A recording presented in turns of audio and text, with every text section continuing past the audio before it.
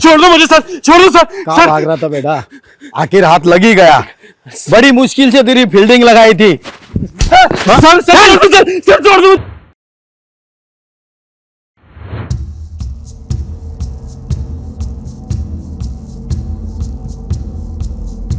कहाँ हो तुम? ये तुम्हारे रोमांस करने के नए नए तरीके ना मुझे समझ ही नहीं आते। ऐसे लुका छुपी कौन खेलता है? बच्चों का काम होता है ये। तो हम कहाँ बड़े हो गए? आओ पकड़ो मुझे। कहाँ चले गए तुम?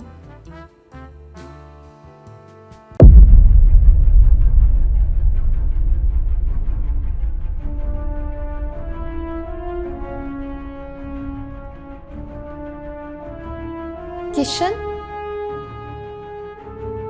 कहाँ हो तुम?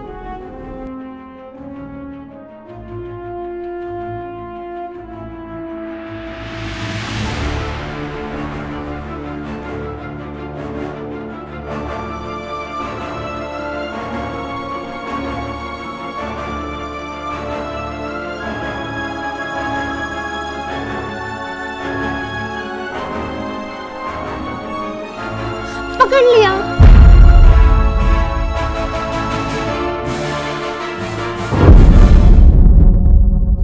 ये दारू की बदबू कहाँ से आ रही है?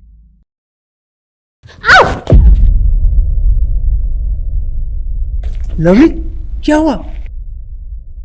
वो वहां था कोई, उसने मुझे धक्का मारा। कौन था? वहां तो कोई भी नहीं है। वो वहां है।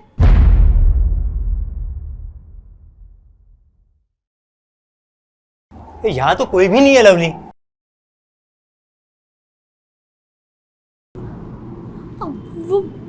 वो था, उसने मुझे धक्का दिया। देखो तुम्हें वहम हुआ होगा, यहाँ पे कोई भी नहीं है। लेकिन कोई था, उसने दारू भी पी रखी थी। इतनी जल्दी तुमने उसका मुंह ही सूंघ लिया? अरे मैं कह रहा हूँ ना, यहाँ पे कोई भी नहीं है। रिलैक्स। और किसी के इतने करीब भी मत जाओ कि तुम्हारे होठ ही बेवफा हो जाए।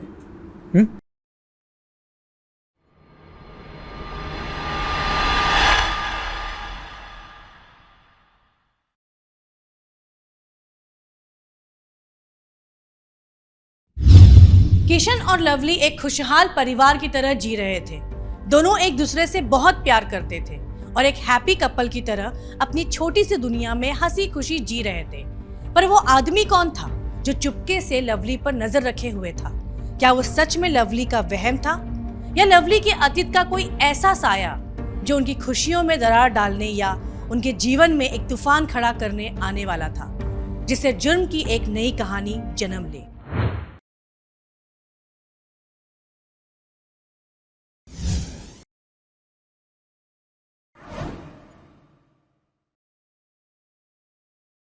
हेलो, कहाँ है तू? एक हफ्ते से मिली ही नहीं। अरे मैं कुछ काम से बाहर गई थी। तू कहाँ है? मैं तो घर पर ही हूँ। क्या कर रही है? बोर हो रही हूँ। तो आजा, हम मिलते हैं अपने अड्डे पर और चिल करेंगे। और हाँ, ऋषभ जी भी आ रहे हैं। ऋषभ जी भी आ रहे हैं क्या? हाँ, उन्होंने ही बोला था कि हम तीनों आज मिलते हैं। अच्छा ठीक है, मैं आती हूँ 1 घंटे में। ठीक है, ओके डन। Okay done.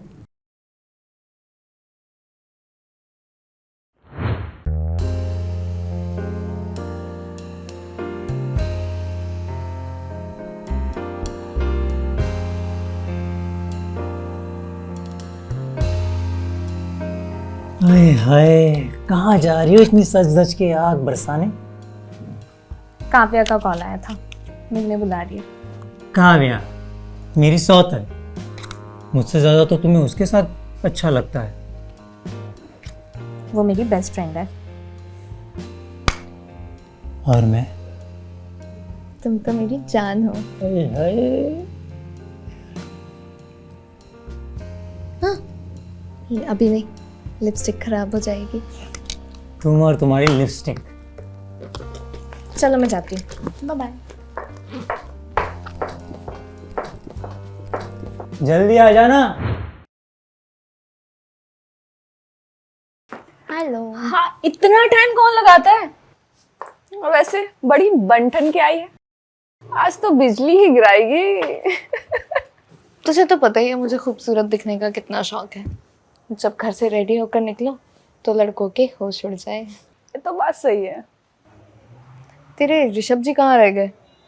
मेरे ऋषभ जी, काश कि मेरे होते हो। हो जाएंगे हो जाएंगे। इन मर्दों का कोई भरोसा नहीं है, ये कभी किसी के नहीं होते। पर तेरा तो बॉयफ्रेंड है ना? कौन, वो लुक्खा? पूछ मत मैं कैसे झेल रही हूँ उसको। साइको है वो, जो जीने भी नहीं देता। हर बात में रोक टोक, हर चीज में रोक टोक।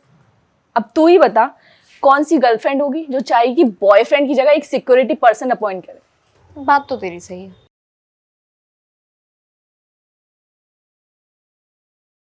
और गर्ल्स, किसकी चुगलियां चल रही है? ये हम गर्ल्स की बात है, तुम्हारे पल्ले नहीं पड़ेगी। मुझे पल्ले पड़वानी भी नहीं है, मैं तो बस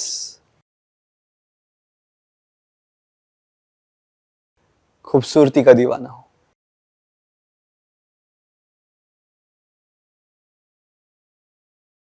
खूबसूरती तो देखने वाले की आंखों में होती है।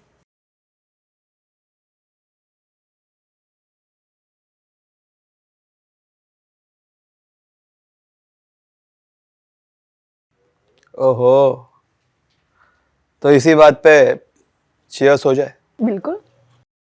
चीयर्स।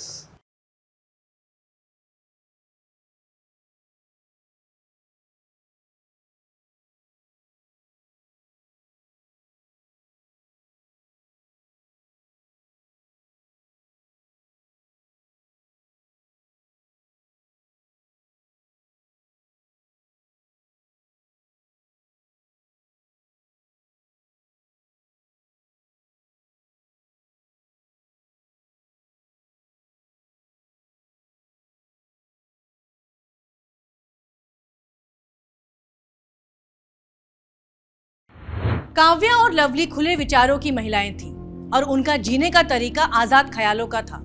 पर आखिर वो कौन था जो उनके ऊपर नजर रखा हुआ था? क्या यह कोई साइकोपैथ या कोई स्टॉकर था जो लवली के पीछे पड़ा था और जहां जहां वो जाए चुपके चुपके उसे फॉलो करता था? या बात कुछ और थी? आप खुद सोचिए, कितने डरावने ख्याल आएंगे आपको अगर आपको पता चलेगा कि कोई छुप छुप के आपकी हर एक्टिविटीज पर नजर रखा हुआ है।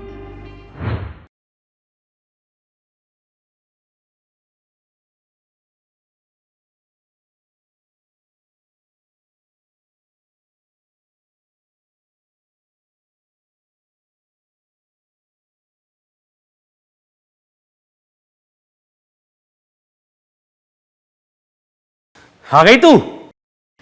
तमीज से बात कर। अच्छा, अब मूवी चलाएगी? लवली के साथ रह रह के बहुत बिगड़ गई है ना तू। पराये मर्दों को हंस के बात करना है, अपने बॉयफ्रेंड को पागल समझती है। तू नल्ला और निकम्मा है, तू जलता है मुझसे। तुझे ना मेरी खुशी बर्दाश्त नहीं होती। आवारागर्दी को खुशी नहीं कहते, सब समझ रहा हूं। बहुत घमंड आ गया ना तुझको। और तेरी वो दोस्त है ना लवली, उसको भी ऐसा सबक सिखाऊंगा कि याद रखेगी। चल अब तू।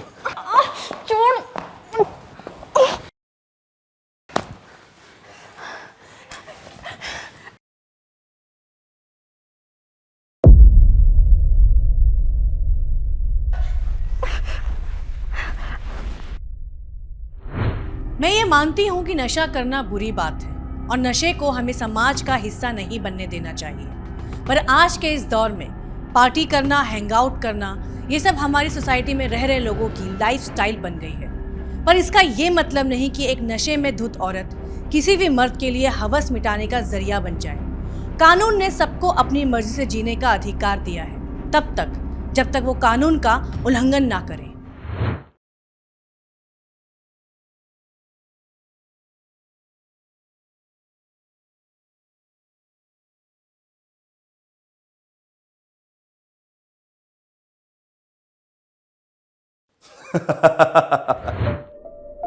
हेलो, अच्छे से पहुंच गए आप? फटाफट अपना काम खत्म करके जल्दी आइएगा, मेरा यहाँ अकेले मन नहीं लग रहा है। Okay bye.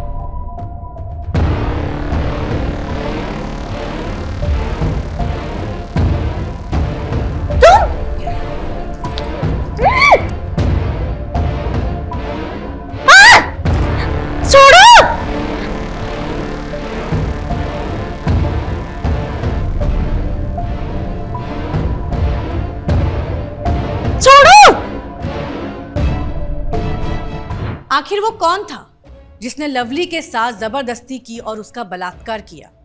किशन को घर में ना पाके उसकी गैर मौजूदगी में घर में जबरदस्ती घुस के लवली के साथ बलात्कार करना, आखिर ये किसकी करतूत हो सकती है?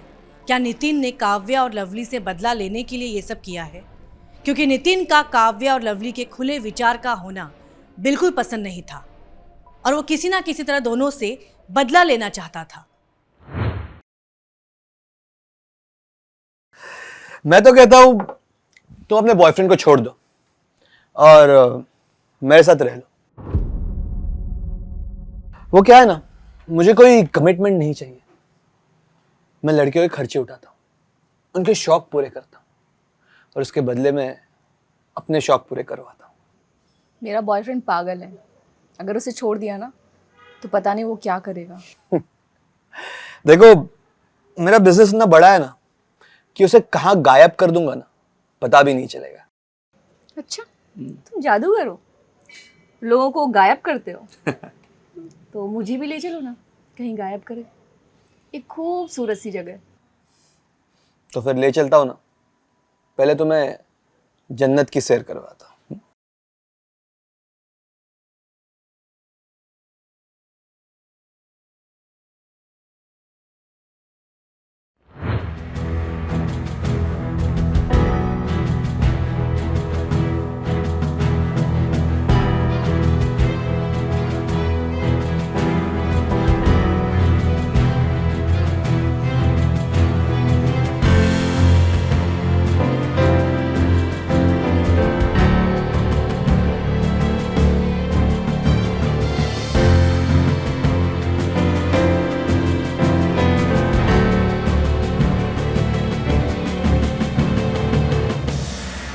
सर, काव्या और ऋषभ की डेड बॉडी यहाँ मिली थी।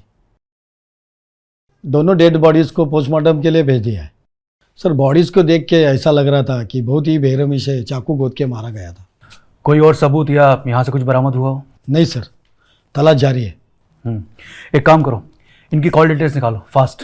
सर, हमें यहाँ से ऋषभ का टूटा हुआ फ़ोन मिला था, वो हमने रिपेयरिंग के लिए दिया है और कॉल डिटेल्स भी मंगवाई है। पर अब इनका कोई रिश्तेदार नहीं था या कोई और? हाँ सर, आसपास में पूछताछ के बाद ये पता चला कि काव्या का कोई बॉयफ्रेंड था, वो उसके पास ही रहता था। और सर, काव्या के एक दोस्त थे लवली, वो उसके बहुत करीब थी। एक काम करो, एक काव्या के बॉयफ्रेंड को पकड़ के लाओ और ये लवली से ही पूछताछ करते हैं। सर, काव्या और ऋषभ की लाश का काव्या के घर से अर्धनंग अवस्था में मिलना एक दिल दहला देने वाली घटना थी। काव्या का ऋषभ के साथ शारीरिक संबंध तो था, पर इस बात से हत्या जैसे जुर्म का जन्म लेना कतई ठीक नहीं है। पुलिस ने काव्या के बॉयफ्रेंड नितिन की तलाश जारी कर दी। नितिन अपना फोन बंद करके कहीं गायब हो गया था। क्या इस हत्याकांड में नितिन का हाथ था? अगर ऐसा है तो फिर लवली की जान को भी खतरा है। क्या पुलिस नितिन को पकड़ पाएगी या एक और वारदात जन्म लेगी?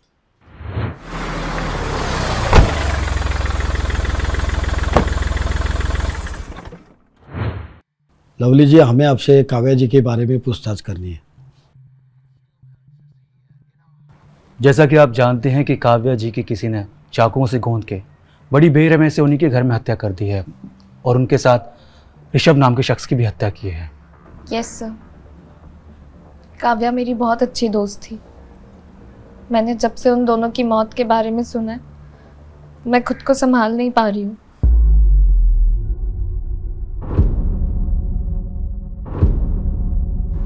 ऋषभ जी भी हमारे काफ़ी अच्छे दोस्त थे।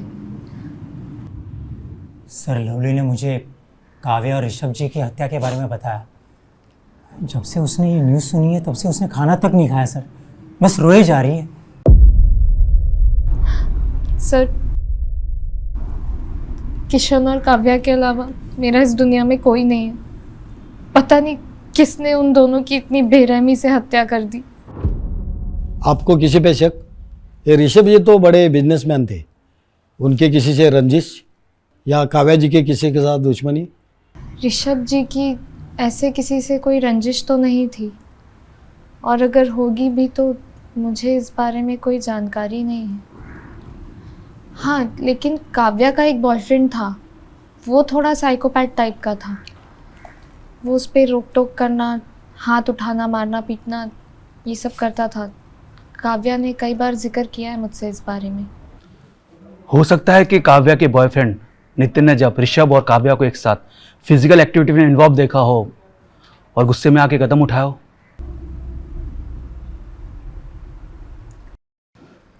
ठीक है, फिलहाल हम चलते हैं। अगर ज़रूरत पड़ी तो आपसे फिर से कांटेक्ट करेंगे। जी सर।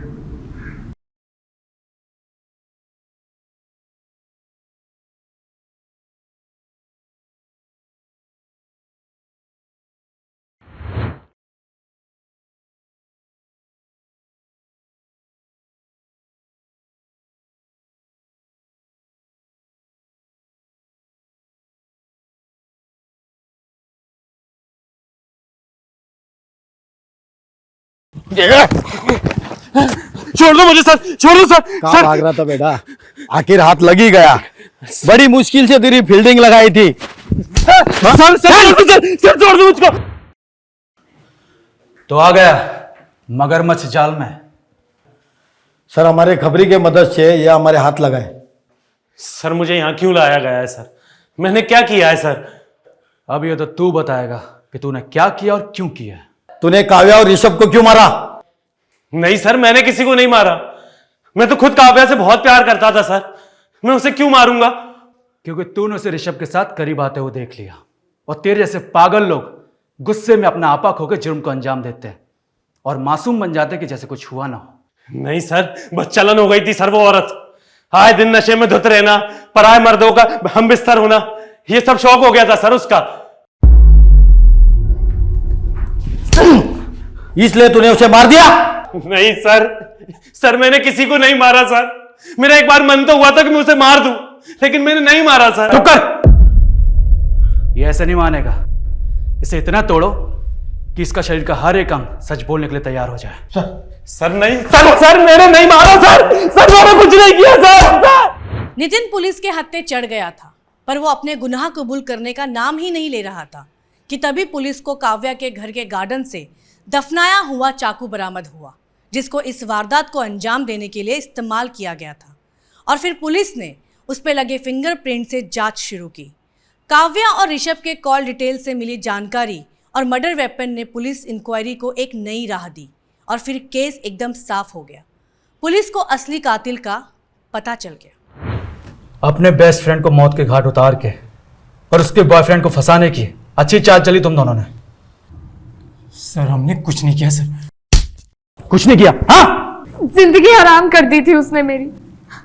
मन करता था सुसाइड कर लूं, फिर सोचा खुद को क्यों खत्म करूं, उसको ही खत्म कर दूं। ऐसा क्या किया था काव्या ने? सर लवली को ऋषभ से काव्या नहीं मिलाया था, बस उससे एक गलती हो गई सर। नशे की हालत में वो ऋषभ के ज्यादा क्लोज हो गई थी सर।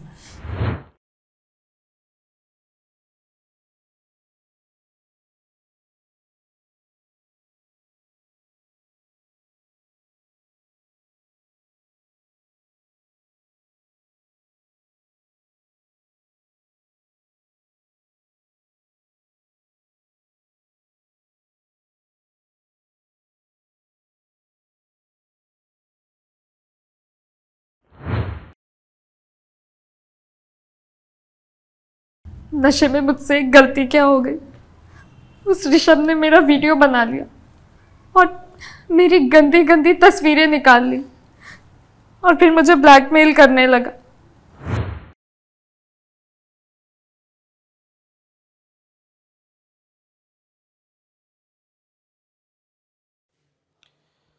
तेरे मोबाइल पे कुछ फोटोज और वीडियोस भेजी है। बिस्तर पे तुझसे ज्यादा हॉट लड़की मैंने आज तक नहीं देखी। अब जो एड्रेस बोल रहा हूं वहां चुपचाप आ जा और मेरी रातें रंगीन कर देना, नहीं तो यही फोटोज और वीडियो तेरे पति को भेज दूंगा।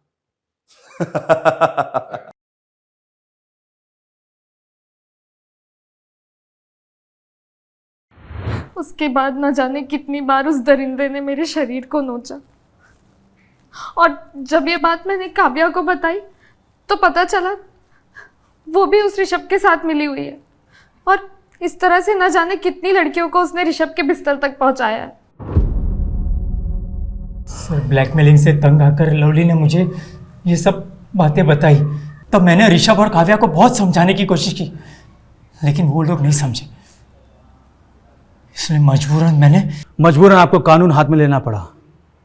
देखिए, हम आपकी तकलीफ समझ सकते हैं, लेकिन कानून हाथ में लेना, कानून तोड़ना, ये अपराध की श्रेणी में आता है।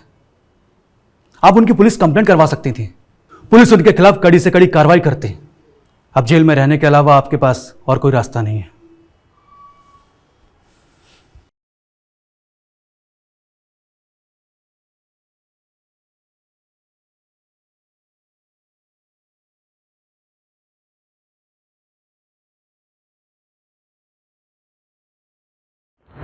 काव्या लवली की करीबी दोस्त थी, पर करीबी दोस्त बन के काव्या ने लवली के साथ बहुत बड़ा धोखा किया। ऋषभ ने लवली को ब्लैकमेल करके लगातार उसका बलात्कार किया। लवली की एक गलती ने उसकी जिंदगी नर्क बना दी। अक्सर हम नशे में, ये जवानी के जोश में आकर गलत रास्ते पे चल देते हैं, ये सोचे बिना कि ये रास्ता हमें कहाँ लेकर जाएगा। अगर हम जरा सा अपनी भावनाओं पे कंट्रोल कर लें तो हम ऐसी बहुत सी मुसीबतें हैं जिससे बच सकते हैं। ये समाज में शराफत का नकाब ओढ़े ऐसे न जाने कितने दरिंदे घूम रहे हैं जो दूर से तो आपको सज्जन लगेंगे, पर उनका असली रूप तब सामने आता है जब उनके द्वारा फैलाए गए जाल में कोई फंस जाता है और फिर जन्म लेती है अपराध की एक नई कहानी। मैं रानी चैटर्जी आप लोगों से विदा लेती हूँ और जल्द मुलाकात होगी क्राइम चक्र के नए एपिसोड में। तब तक सतर्क रहिए, सुरक्षित रहिए और देखते रहिए क्राइम चक्र। जय हिंद।